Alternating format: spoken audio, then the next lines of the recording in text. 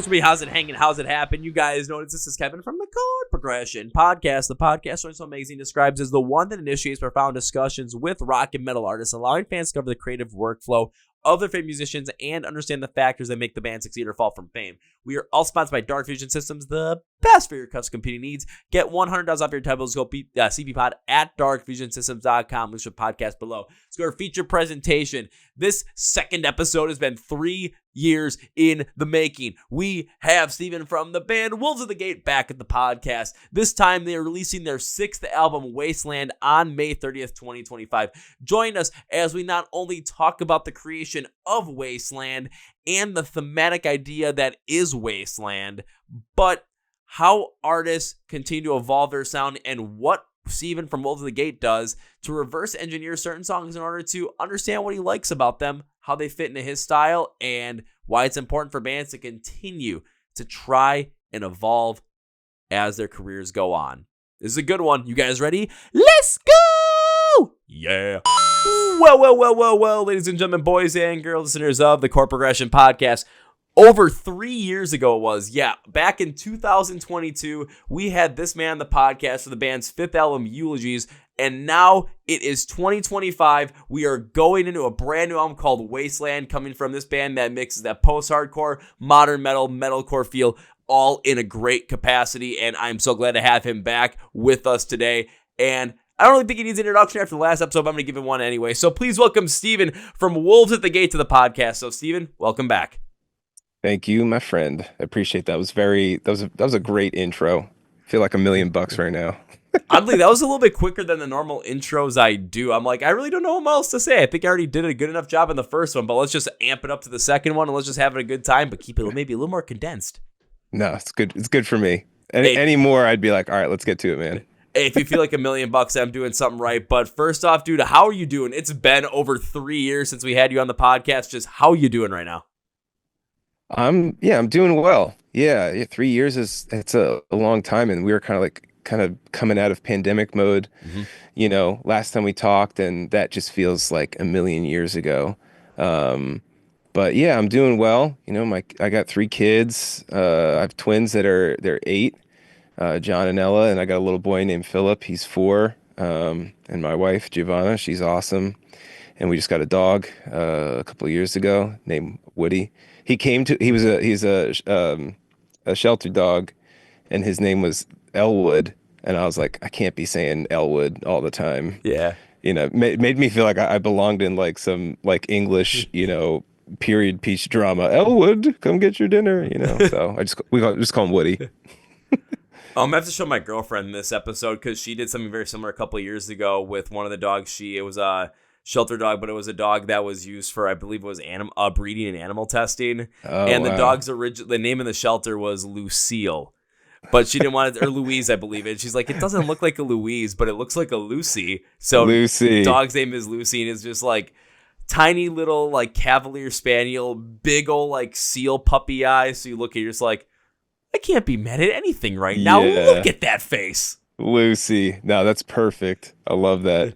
It's a perfect name. But again, last time we had you on was when Eulogies came out back in 2022. Now we're right up to the release of Wasteland coming out on May 30th. Again, we've got 3 years since you've been on the podcast. So Steven, let us in on what happened over the past 3 years. Give us that history synopsis, that history lesson of what Wolves of the Gate was up to between, of course, the release of Eulogies and now the release of Wasteland coming up. That's a lot of time in between, but I'm ready for it.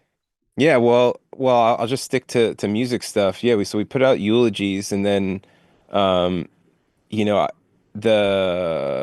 think it was winter of 2021, we put out a single called Lowborn that everyone thought was going to be on Eulogies, but it was preparing for basically what would be an open-ended Christmas EP. So it's just basically an EP that will never end. Will eventually turn into an album as we just keep adding songs to it, and we ended up doing that. I think it was the winter of 2022 or 2023. I can't even remember now. It's all just sort of just molding together.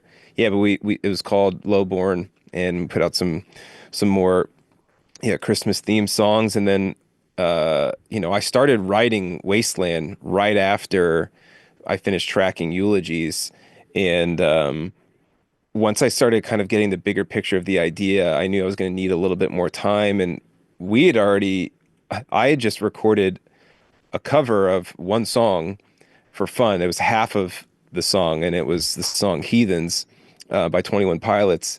Because I used it as like a songwriting like exercise because there were Hmm. things I loved about that song, and I just wanted to figure out like what do I love about this and what could convert into, you know, what can I use for the band? And I ended up making that cover, and I showed it was just half the song, and I showed it to the guys, and they're like, "This is amazing. You should finish it." And I was like, "Okay." And then we ended up subsequently making a cover album in the middle of the last album and this one because why not?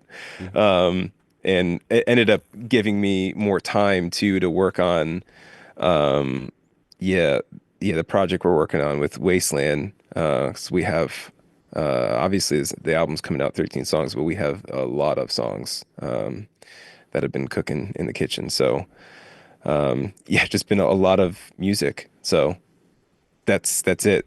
That's all I got. That's all you got, where it's just been consistent, in the lab, in the studio, just making music, just working on different things and coming up with the idea that is Wasteland, that's going to be again released on May 30th for everyone to really get into and get an understanding of. But beyond that, just trying different things, a cover album, couple cover songs, the open-ended Christmas EP that was going to turn into an album. And I'm actually curious about when you brought up, working alongside, the song Heathens by 21 Pilots and using it as a songwriting exercise. So what did you do with that specifically in order to discover what you love about that song, and how did that relate to the writing of Wasteland in the end?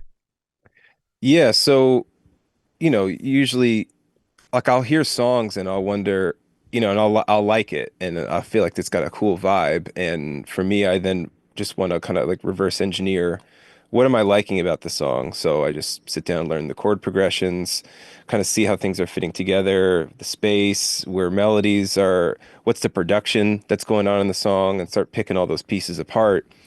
And I call it a songwriting exercise in the sense that it's just trying to like it's kind of like if you eat a meal and you're like, I want the recipe for that. What are all the pieces? What are all the components of that meal?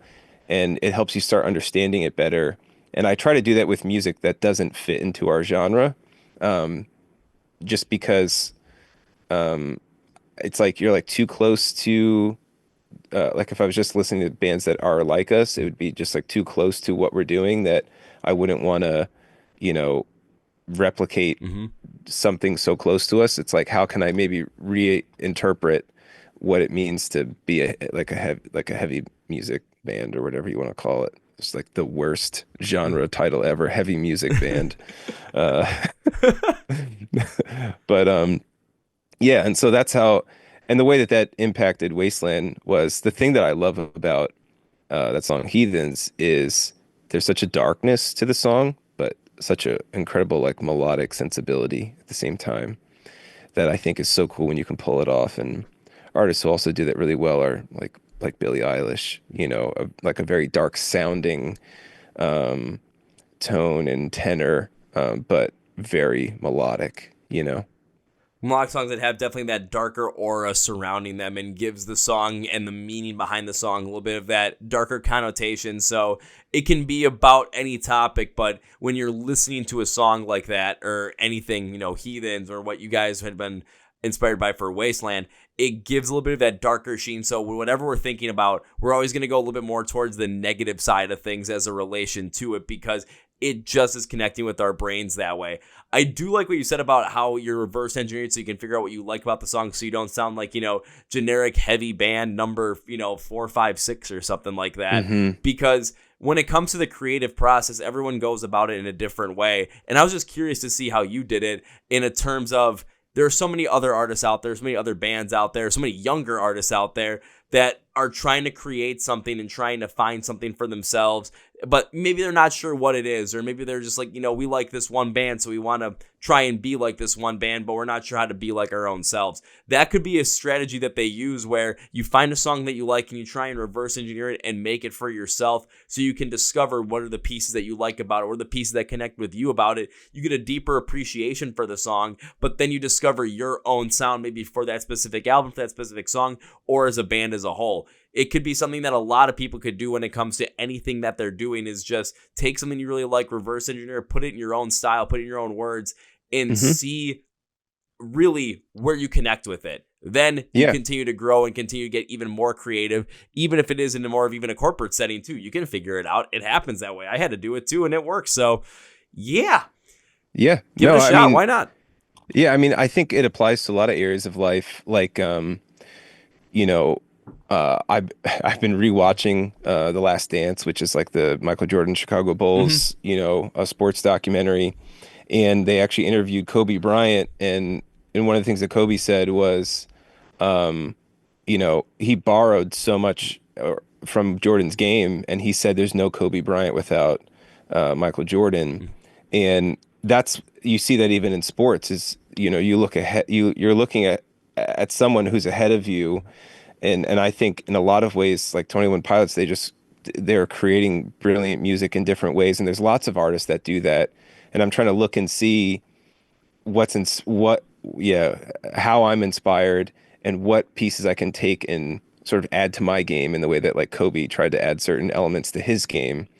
And a lot of it is just like tiny little tips. And that's like one of the things he says in the documentary is like just like little tips of like, what do you do in this situation? Or how do you get this like little extra bit of space? Because in sports and in music too, sometimes it is just like inches. It's like the little things that you do differently, or thinking about how you approach melodies or guitar playing.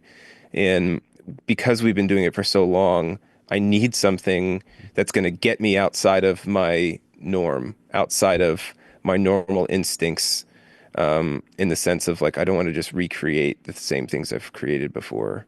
At least I'm trying not to.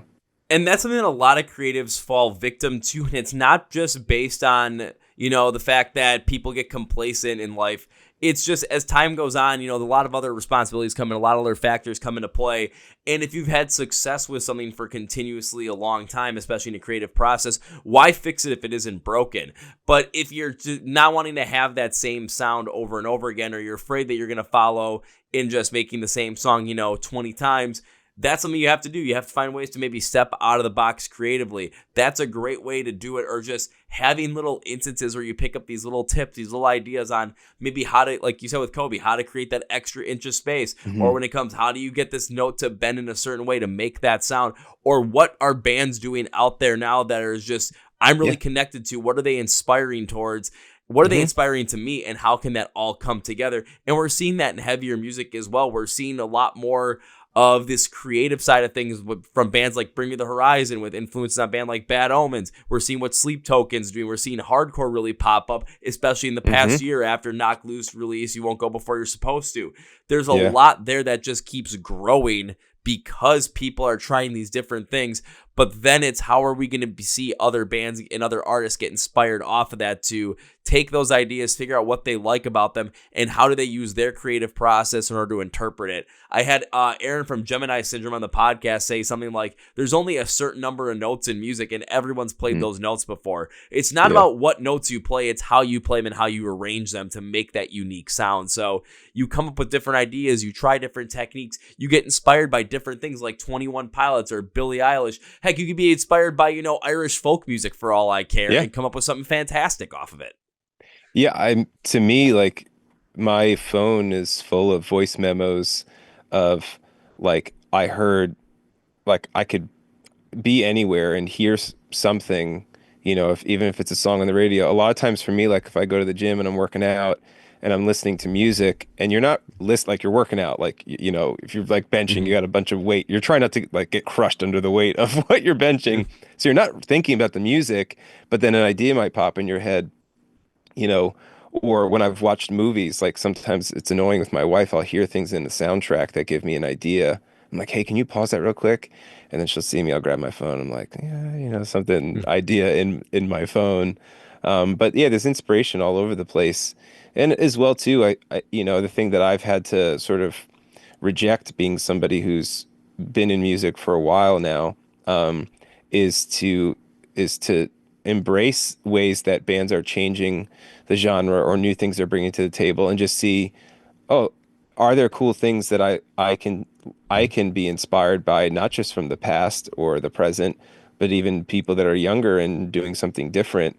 And I think that's like a pitfall that some guys who have been playing music for a long time can very easily sort of just like reject what's new and only care about what's old. And that's when you just become nostalgic rather than, you know, as artists, we don't want to just be nostalgic. We want to, in a sense, you want to create future nostalgia. You know, you want to make something that's going to be really great to look back upon in the future as well. Absolutely, because I'm even thinking about it too. You think about band like, we'll use the Rolling Stones as a great example. You think about the music they made in the 60s and the 70s, and people are really, really, really heavily into it. They love the sound. They love everything that consisted with it because it encapsulated everything that was unique and like bold about that time period. Even going to the 80s with Start Me Up in 1982, it brought a little bit of a fresh flavor to it. But I don't hear anyone I know or even anyone in like my parents' realms talk about the Rolling Stones before, like after 1982. So it's just, as time goes on, people get so used to what they're doing, they just kind of follow along suit with it. They go through the motions.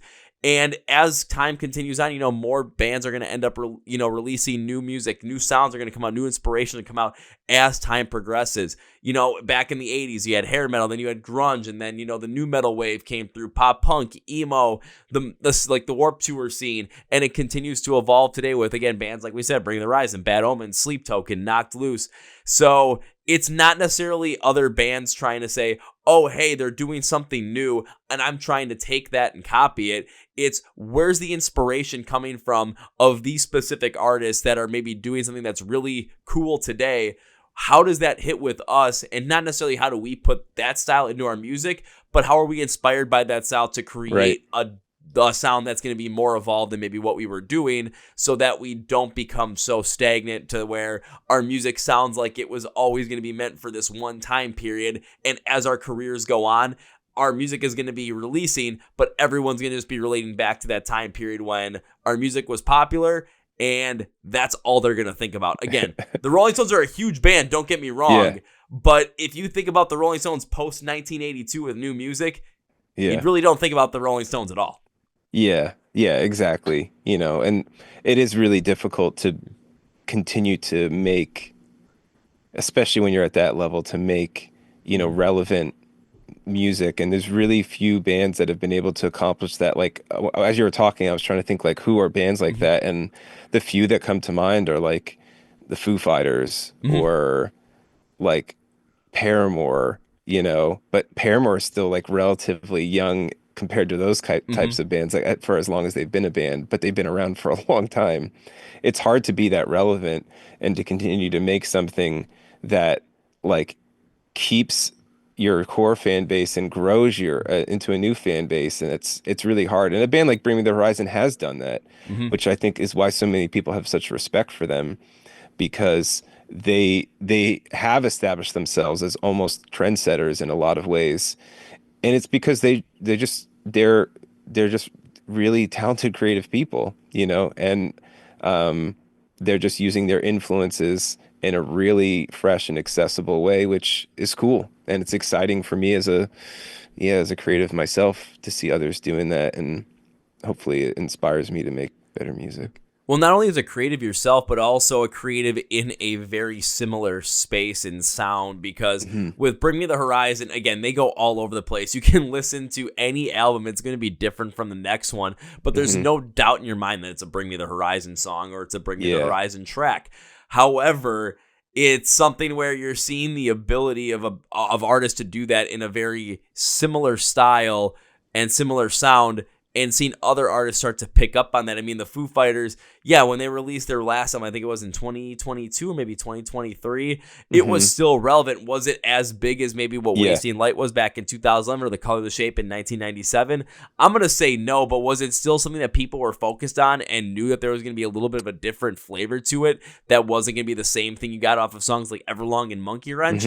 We all knew that was going to be the case. Bring Me the Horizon, whenever they drop something, we don't know exactly what to expect. We just know it's going to be them.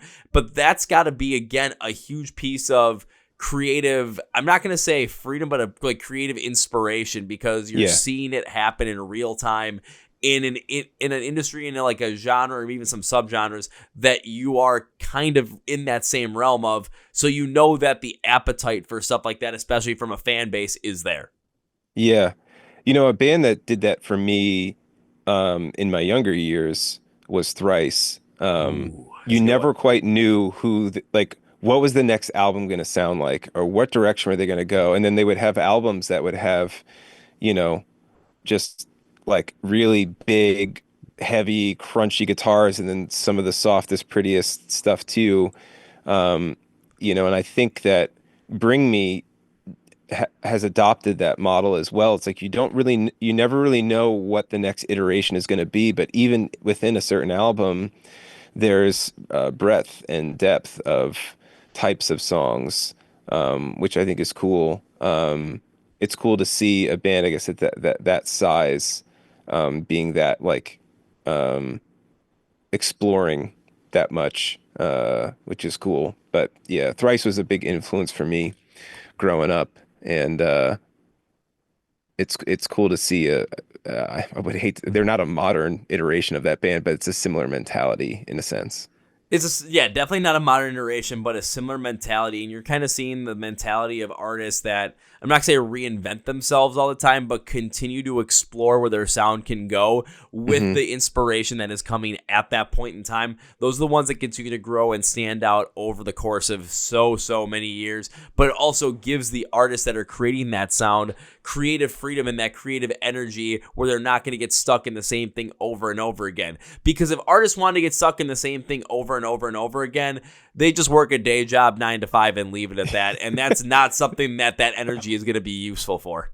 No, and I think people forget, when they hear something from a band that they like and they love and they want to hold on to it, they forget that so much of the fun that we have as artists creating things is kind of that feeling of like, I can't believe I made that, when you had this idea, this harebrained idea, like, okay, I'm sure, again, like, use Bring Me as an example. They basically said, how can we do a modern take on all of the early 2000s stuff that we were inspired by, and they did it. And I'm sure they look back at that and go like, man, I can't believe we actually did that. Like, we made a modern sounding, like, what would My Chemical Romance sound like if they tried to make a song today, like they just started today, or a Deftones song, or other bands like from that post-hardcore era. Like, you see all those things.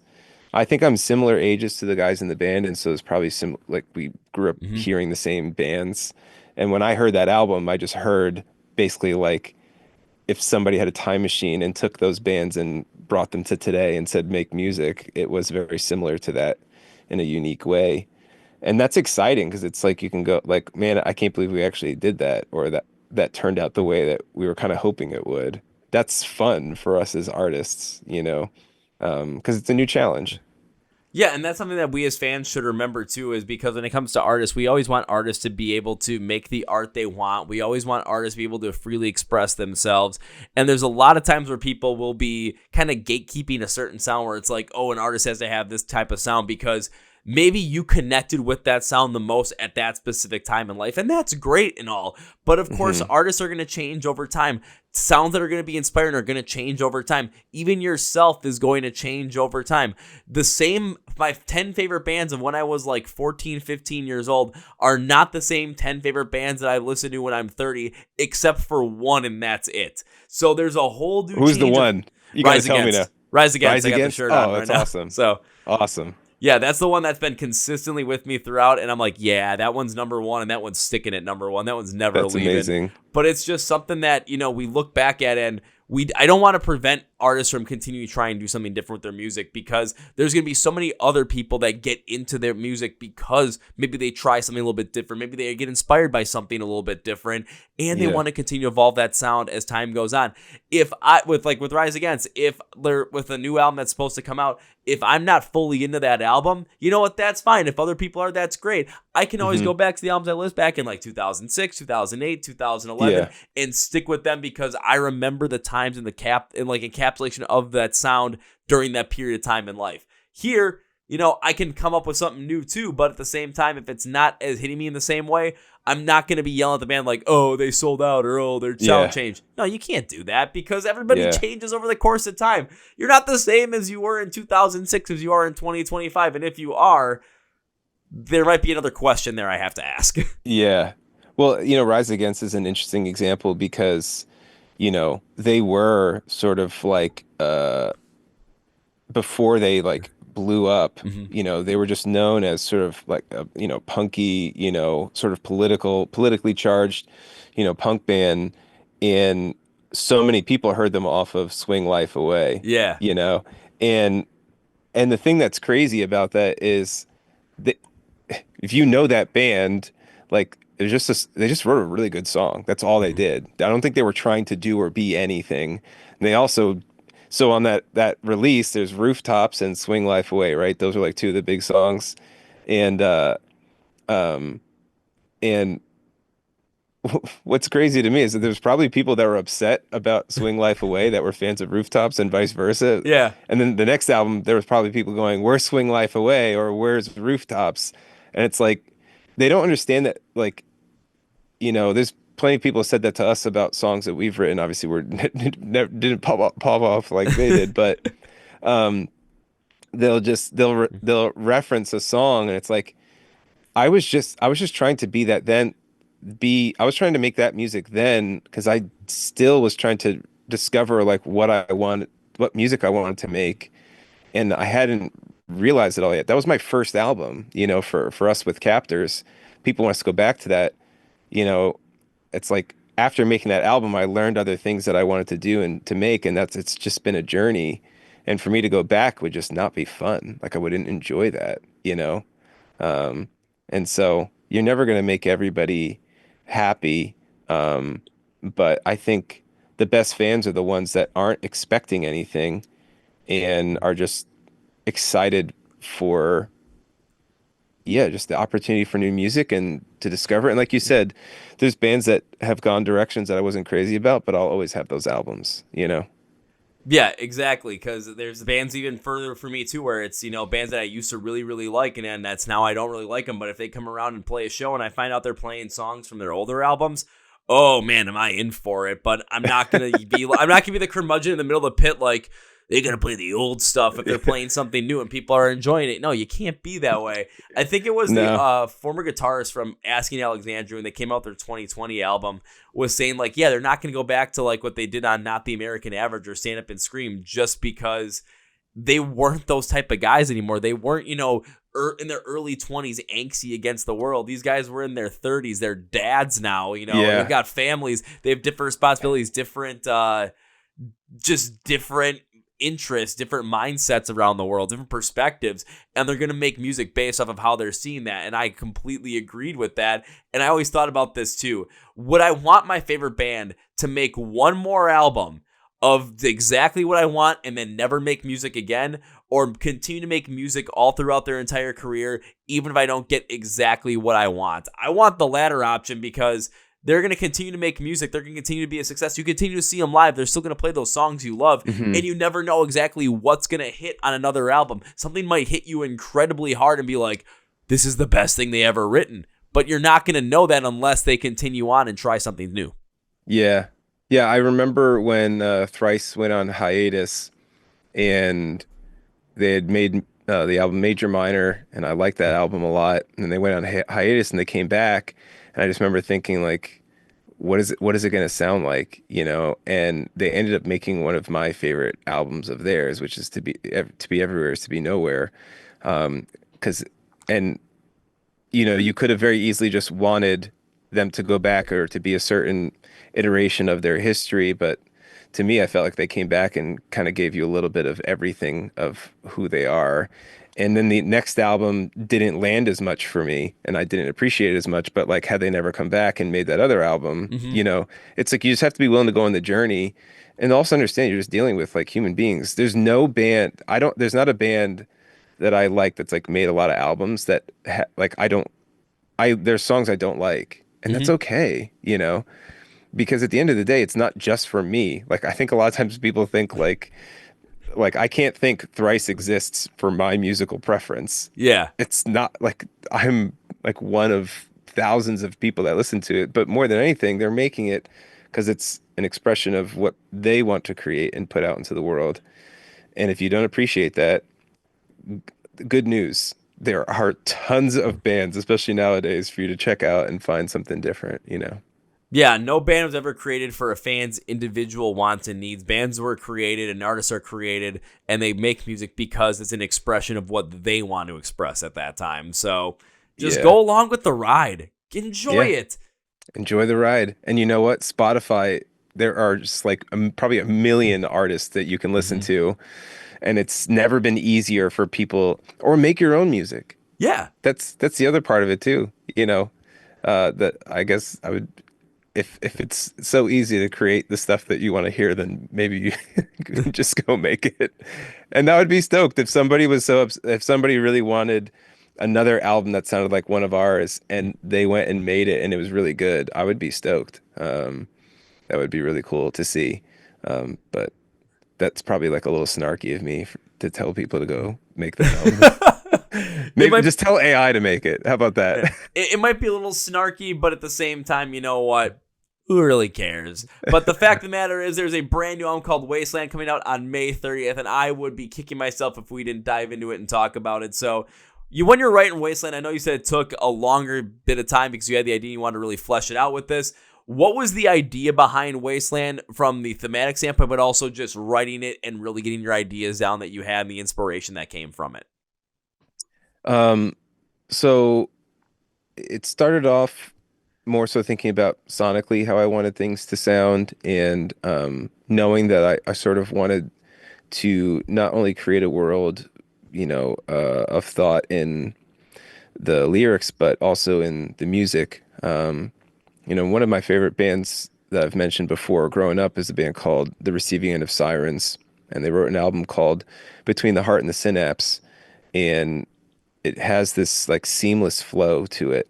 And there's clear distinction between all the songs, but like the whole album just like is like interwoven together. And that was a challenge that I wanted to like take upon myself, to create an album in that way, to sort of create more of an immersive experience rather than a collection of songs. Because I've loved hearing albums that are like that.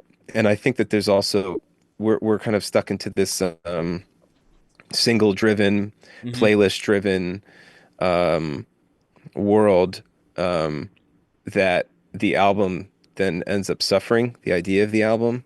And I guess we were just trying to rediscover what would that look like to not just care about short-term gratification. It's not as if we ever did, but like to really challenge ourselves to think about kind of like the long game, and to paint a bigger picture and tell a deeper story, and not try to accomplish it all in just like one song or even one album possibly.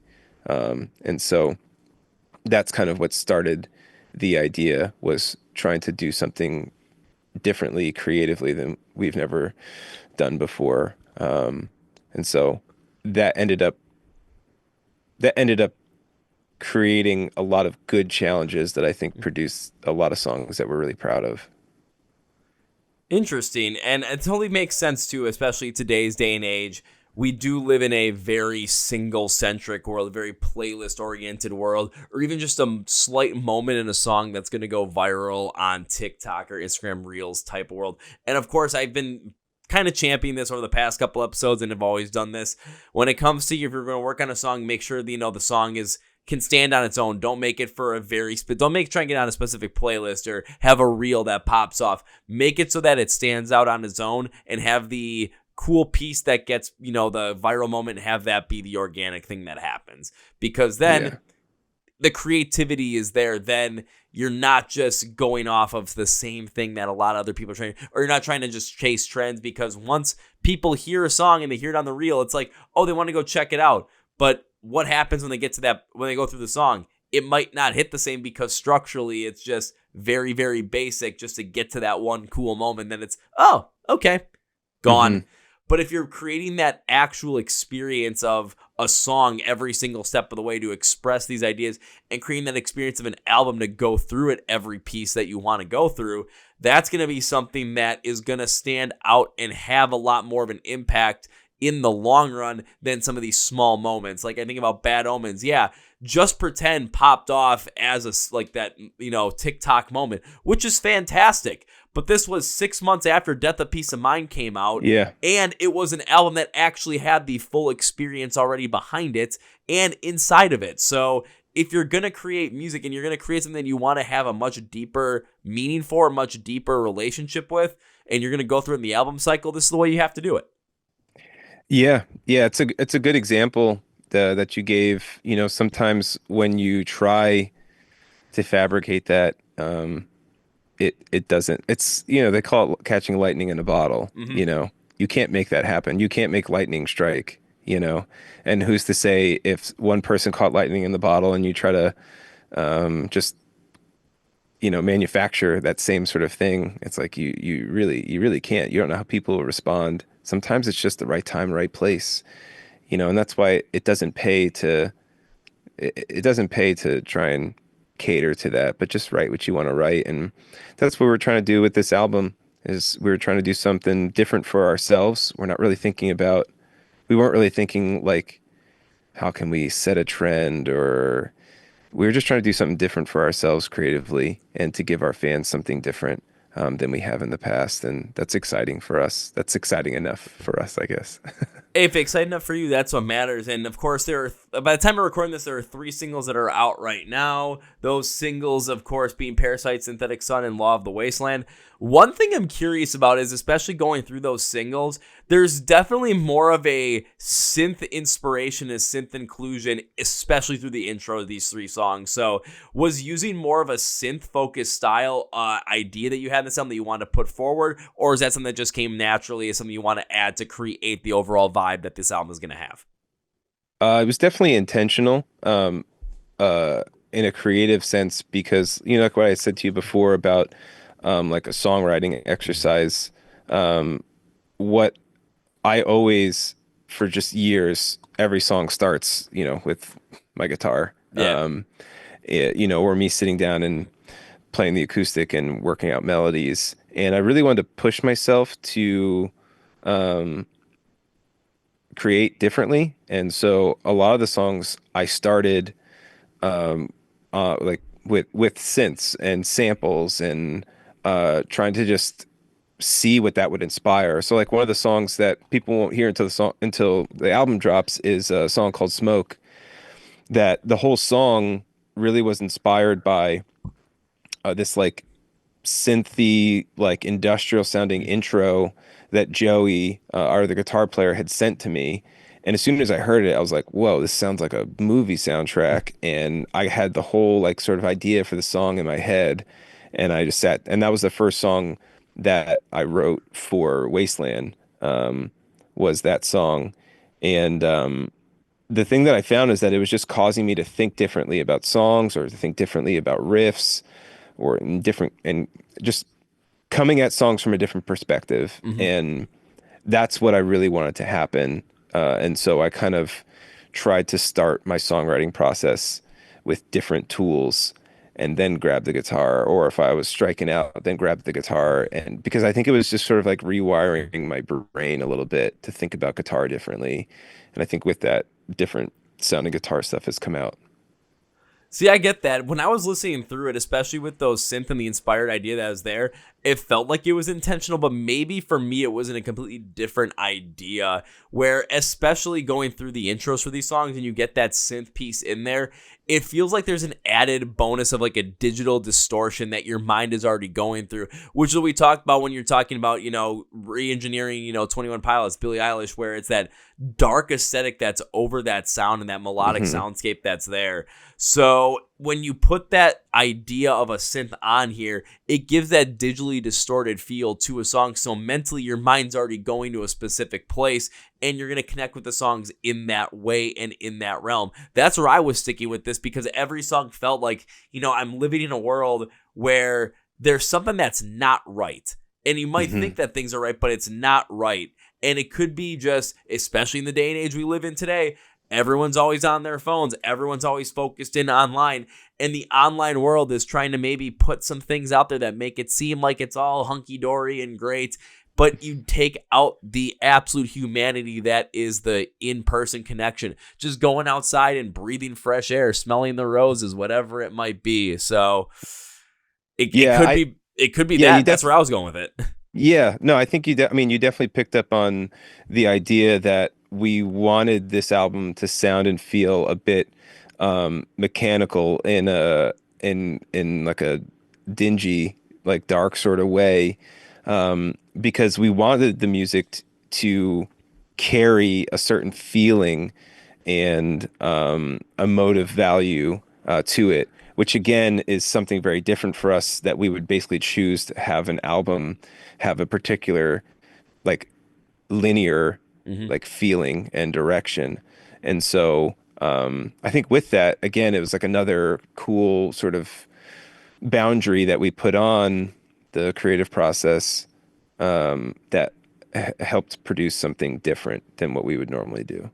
Yeah, it definitely created something different than I was expecting, especially after when we talked about Eulogies 3 years ago. It threw me for a loop because it didn't necessarily sound like at the beginning, I'm like, wait, is this actually Wolves at the Gate? But then you go through the rest of the song, and I'm like, yeah, this is definitely Wolves at the Gate. But it goes back to exactly what we were talking about throughout this. It's the evolution of sound over the course of time, because you were inspired by an idea and you wanted to roll with it and see creatively how it was going to play out, whether it's intentional or unintentional, or whether the intention of the idea is put in there, but the reception of the idea in terms of how we take it as listeners might be different. But the overall idea that of the positive inclusion of that in there to better the music, that's the thing that stands the test of time. Yeah, and I think Thrice did they did a 4-part EP called The Alchemy Index, and it was based off of fire, water, earth, and air, and all of the songs were supposed to carry those metaphors, but also sonically to carry that sound for each one of the EPs. And if you didn't understand that contextually, it would sound like 4 different bands, or that they're having an identity crisis, in a very similar way. That is, there is like a loose inspiration from that album. The ideas that we've had have come from a lot of different bands that have done similar things. But I think that's what we want to create, sort of this world, in the same way that they were just literally saying fire. That's the world you're going to live in for like these 5 songs. We said Wasteland. This is the world you're going to live in for these 13 songs. And we're hoping that kind of sets a trajectory of sort of like a narrative that we're trying to flesh out. So. And it allows you to continue that narrative beyond this as well. After the album's already out, you can continue exploring that narrative, because when you're thinking about living in a wasteland, again, bringing it up, you're thinking about, maybe living like the Australian outback, where trying to, survive, especially in society today or in a humanity standpoint, it's either difficult or near impossible. Or you could take it more of like a dystopian post-apocalyptic way, where everything is just destroyed and everything is just looking like it's just completely wasted over the course of time. And you're looking back and wondering, what did we do to get to this point? Why did we get to this point? How do we rebuild? Or again, the way I took it with the way the synths were is, we're so focused in a society on the digital world where, the stuff on Facebook, Twitter, Instagram, TikTok, it's digital, but it's not actually real. It's just there. And if you go outside, you smell the roses, you get some fresh air, you have interaction with people face to face, that's real. And that's where the beauty is. And you're getting out of that wasteland that is the digital realm. I even think about it from this perspective too. When I'm at the gym and it's my day to go running, and I was always running on the treadmills. They changed the treadmills around, and now I'm either forced to stare at a wall or watch the Home and Garden channel for 10 miles. And I can't stand it mentally. I think it's just a huge waste of space, time, and just, man, I can't do it. But now that, we're recording this in April. I started doing this in March, though. It's 40 degrees outside. The snow was melted. I'm just going to go run outside. Man, run along a parkway when you're seeing just trees, just, spaces moving, and it's real. It's there. Yeah. It was so much better mentally. So why not get out of that digital like wasteland space and go into something that's a little bit more real? Maybe the digital space is the wasteland. Who knows? But that's just the way I took it, and I kind of related to it that way. So there is so much more you can go on based off of that one idea.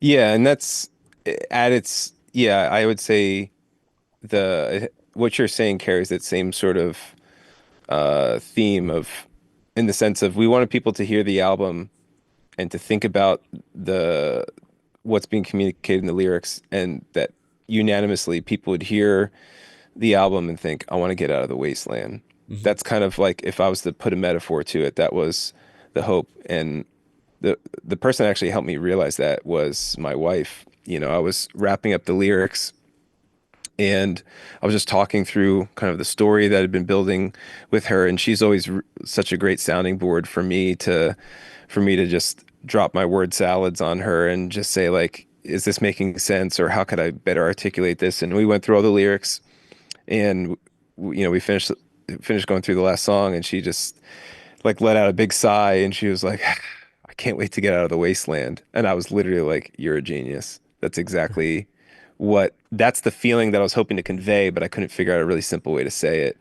And really, the album is more, it's in a deeper way, it's really about the way in which we all have a tendency to live for self and selfishly, and try to indulge, our own selfish desires, and the way that not only affects us and other people, is it's far greater than it has a far greater effect than we really understand. And even beyond the ways that our selfishness or self-gratification affects the people we love and people we care about, we're trying to ask the deeper question of, how does that affect, your relationship with God? Do you believe that there's a God? Do you believe that you were created? And if you have a creator, how does the way that you act affect your relationship with your creator? And that's sort of the crisis of thought that the character essentially is having throughout the course of the album.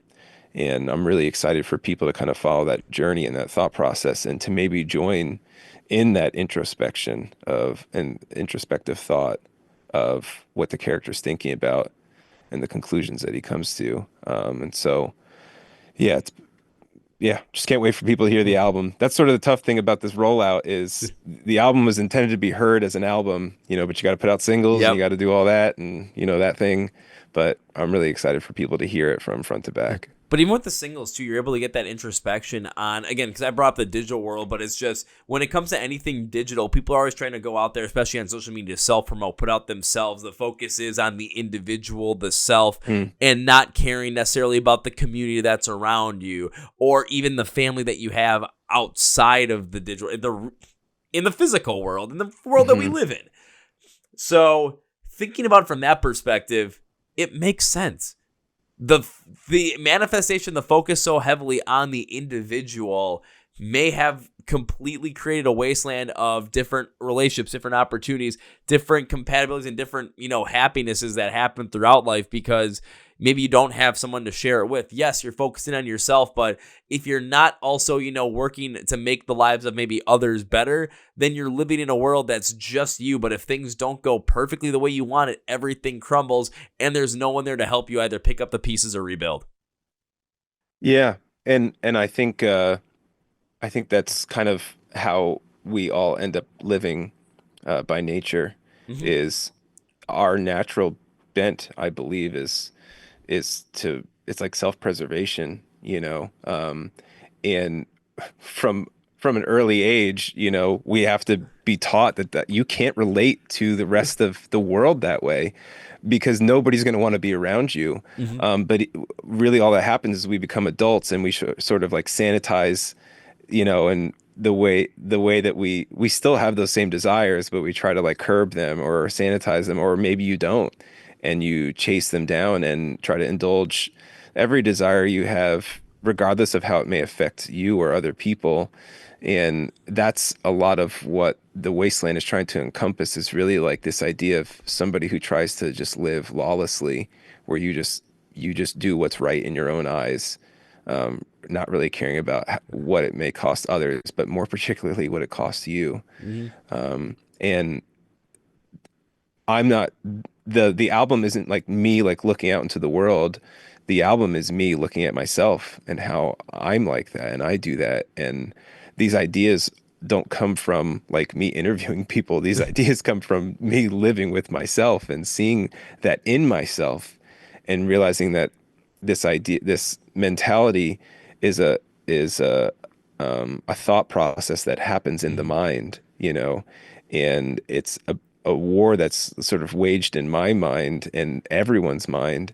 And a lot of times we just give into this mentality of selfishness and lawlessness, and it never gives life, and it's not reality. Nobody can live in that reality and survive. And that's what, you hear like the song Law of the Land, sort of defining what it's like living in the Mm-hmm. wasteland. And then at the end, it almost sounds like the character is saying, like, this is great, this is how things are, this is how you have to live. And at the end, he says, it's so dangerous. Why do we live like this? Mm-hmm. And that's really the each song sort of ends with that like somber, introspective question and reflection on each one of those aspects that we address in the album. So yeah. Now it makes even more sense why this album has to be listened to in full, so you can get that full introspection, not only from the introspection that you took upon yourself to go through this, but for us as the listeners to really enjoy fully. And I know you got to get going soon, but I got one more question for you, Steven, if you're ready for it. Let's do it. Alrighty, you did not get asked this question the last time you were on the podcast. I didn't start asking this to every artist I bring on until, I want to say, around September of 2023.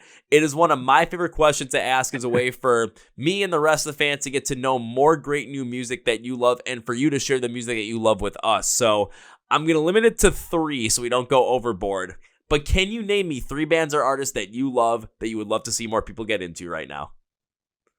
All right, so I'm just pulling up Spotify right now You and because half the people I asked this question to do that. You are perfectly fine with all that. right. So one new artist that I just started listening to is an artist called Change the World. It's like one word, and he's a solo artist, but he makes sort of like it's kind of like Deftones inspired, grungy, you know, like heavier, like rock. I mean, it is very much like Deftones inspired, but it's really cool, really creative, different sort of sound than what's yeah, people are doing. Yeah, I would say presently. So check it out. It's called Change the World. I'm trying to think of some other artists. There's um there's a guy in my church named Ian Kelly who he's in a band called Plead the Widow's Cause. They're kind of like they're part of that like post yeah like post hardcore revival, like throwback style, but with a bit more, I guess, Mm-hmm. more modern twist. But you should check them out. And then another band that people just that people you're saying a band that people need to listen to that probably aren't on people's radars. Is that what you're saying? Yeah, pretty much. I'm trying to think if there's another band. I'm like looking through. I mean, this artist is they're actually big, but if you mostly listen to heavy music, you have no idea who he is. His name's McGee. It's MK period GEE, and it is like when I first heard it, I didn't know what I was hearing, to be honest. I like wasn't sure what the genre was. It was like the vocal style was so different. His guitar playing was so different. His guitar tone was so different. Really like innovative. But I think it's really cool. And his name's McGee. So that would be if you want to listen to music outside of this realm and maybe challenge yourself to expose yourself to something you might not normally listen to, check him out. I always love the plugs for artists that aren't necessarily in the heavy music space and they're in that realm just because we never know what we're going to like. We never know what to expect. Plus, if Yeah. you're listening to certain things, we might get a chance to hear about the things that you're influenced by or you're really interested in. I had a long time, guest on the podcast back last year. When I asked him that question, he named me 5 synthwave bands because that's what he was into. And I'm like, that's what I'm talking about.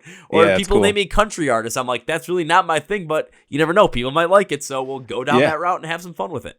That's how I found lots of bands that I love, is by somebody suggesting a band I would have never listened to. Yep, that's how when I was I think it was 17, I had a friend that was like, hey, we're going to go to this concert. You want to come with? I'm like, yeah, sure. I just wanted to go with people. Did not realize that band was going to be Hollywood Undead, and that was a lot of fun. So I was like, I'm in. Yeah, I bet, especially when they all showed up with masks on. You're like, well, okay, what's going on here? It was all of them showed up with masks on. I was enjoying them. They all went off stage, and then all of a sudden I hear just, everywhere I go. And I'm like, this is the Charlie Sheen song. But it's, I'm like, oh my God, I know these guys. This is great. And I just was just losing my mind. This is 17-year-old me. I'm 30 now. So I'll still lose my mind. I saw them 3 days before or 4 days before we record this episode. And still, when they played that song, had an absolute blast. That's awesome. That's great when you can still enjoy music that way. That's great. Just again, don't have the expectations of what you want it to be. Just enjoy the ride because that's how you found it in the first place. And Steven, I want to thank you for taking the time for being on the podcast once again. We're going to close this out with 3 things. So first things first, of course, as we've been saying, the brand new album Wasteland comes out on May 30th. And when it comes to Wolves of the Gate, you're going to want to stay in the know with them because there's, again, new music coming out on the 30th of May. There are probably shows that are going to be happening too, and you're going to want to stay in the touch with that. So go straight for the podcast, which is fine. Wolves of the Gate online. Links, labels for everything. Facebook, Twitter, Instagram, where you can find them on YouTube, Spotify, Apple Music, where you can find them playing live, where you can get some merch. All of it's going to be down there. If you did not follow along with them the first time we did this episode or did this interview, boom, you're doing it this time. So go down there and take care of it. And Steven, it's time for number 2. I made you a promise the last time I saw you on the podcast, said when I get to see you from live, first round's on me. Well, this is the second time I've had you on the podcast. I have not made good on that promise yet. So we'll make that 2 rounds. How about that? Sounds good. Sounds good, man. Alrighty, perfect. And now it's time for number 3. We cannot end this episode by saying goodbye. That is way too final. I enjoyed having you on the podcast once again. Hopefully, the next time it's not 3 years in the making, but there will be a next time. So this can't be goodbye. This is, I'll see you later. I'll see you later. Sounds good. Well, folks, I'm interview with Steven from the band Wolves of the Gate. Now it's time for Kevin's final thought. And I'm going to go into the whole entire idea of Wasteland and isolation and, the focus on the individual where, yes, I understand that, your individuality is important. Yes, I understand that who you are as a person is important. But it's also important to not be so isolated, just so focused in on yourself every step of the way, because then you become that isolated being. You become that isolated thing. And unless everything goes right in life, and if life has taught us anything, not everything goes right at any time. You're going to end up having things crumble around you, especially like you think about the digital world. People put so much out there trying to promote themselves, trying to be personal, and put themselves out there to try and get anything what it is. Then things just kind of fall apart because maybe there's something that someone doesn't like. Maybe somebody just decides to take a vendetta against you. And in the end, who's there to help you? Who's there to help pick you up? And who's there to make you essentially know that, your family's got you? If you're so focused in yourself, who's going to want to help you? But if you're always, making sure that not only are you focusing in on the things that are going to make your life better, but the things that make life better for the people around you that you care about, whether it's your family, your friends, significant other, whoever it might be, kids, that's going to be something that's going to take you a lot further and get you out of that wasteland that Wolves of the Gate was showing you. I want to thank Steven for coming back on the podcast. When it comes to Wolves of the Gate, please go script to the podcast below. We got them on Facebook, all their social media stuff. We got them on YouTube. We got where you can find them for the new album, where you can stream it, where you can download it, where you can get concert tickets to go see them play live, and where you can go get merch as well, all down there. Please help follow us along on the Chord Progression Podcast. We are on Facebook, Twitter, Instagram, link to the podcast below. Please also hit subscribe right down here on YouTube. Hit the follow or subscribe button on Spotify and Apple Podcasts. Hit the like button on these episodes because that's going to help push the algorithm, and that's going to be good. I'm sorry if I messed a couple of words there. I am not feeling the best right now, so we just keep chugging along anyway. So I want to thank Steven once again, and that's going to be it for me, everybody. Thank you for listening to the Chord Progression Podcast. My name is Kevin, and you guys know how everything was up. Big, healthy, and hearty. See ya! Yeah.